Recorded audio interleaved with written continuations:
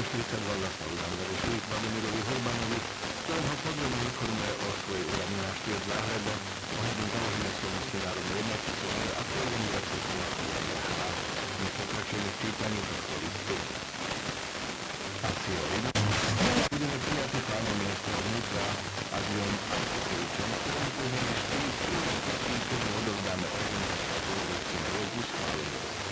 Svoje reči označiť cieľ, prečo sa organizujeme, oznámiš mu, že sa pravý zjazd bude konať spojený so slovanskými slávnostami v Starej Pazove dňa 30. augusta 1942 a povoláš ho za slávnostného rečníka na zjazd.